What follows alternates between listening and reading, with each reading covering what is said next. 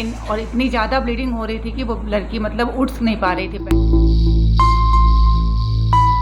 यह है बाराबंकी जिले की gold medallist gynaecologist doctor Anupama Tibbiwal, जो एक के बाद एक ऐसे उन मरीजों के बड़े बड़े ऑपरेशन कर चुकी हैं जिन्हें ऑपरेट करने से बड़े बड़े डॉक्टरों ने हाथ खड़े कर दिए।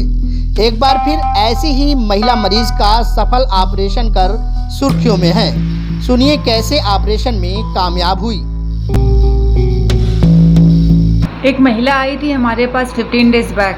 उनके अल्ट्रासाउंड और सिटी स्कैन दोनों की ही फाइंडिंग में राइट टीओ मास था। फिर सिटी में कंफर्म करने के लिए देखा तो उसमें भी मतलब क्लियरली विजुलाइज नहीं हो रहा था कि क्या है।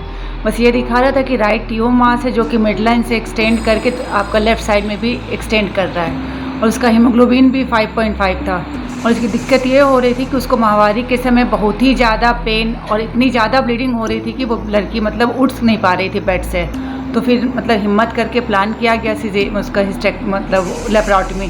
जब लेप्रोटमी किया तो देखा कि एक बिग मतलब सॉलिड स्ट्रक्चर, मतलब सिस्टिक नहीं था, it was solid.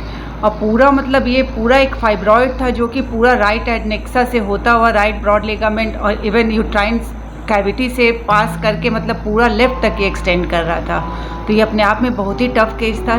3 blood arrange किया गया, एक पर ऑपरेट लगाना पड़ा क्योंकि ब्लीडिंग इतनी ज़्यादा हो रही थी। पहले उस ट्यूमर को अपने आप मतलब मैंने पूरा इनिक्यूलेट किया।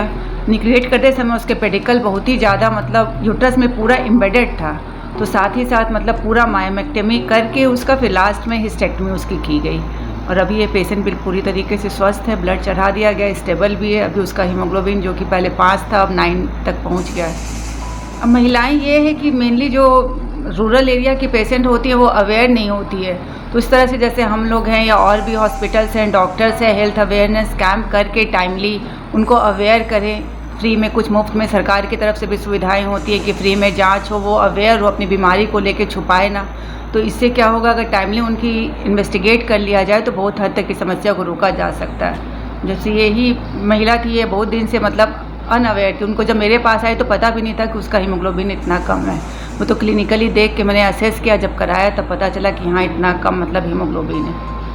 इधर इतना ज़्यादा कॉम्प्लिकेशंस लाइफ मतलब कॉम्प्लिकेटेड हो गई है सभी लोगों की कि इस समय तो सबसे मोस्ट कॉमन मतलब प्रॉब्लम जो महिलाएं में देखने को मिलती है वो इनफर्टिलिटी की है।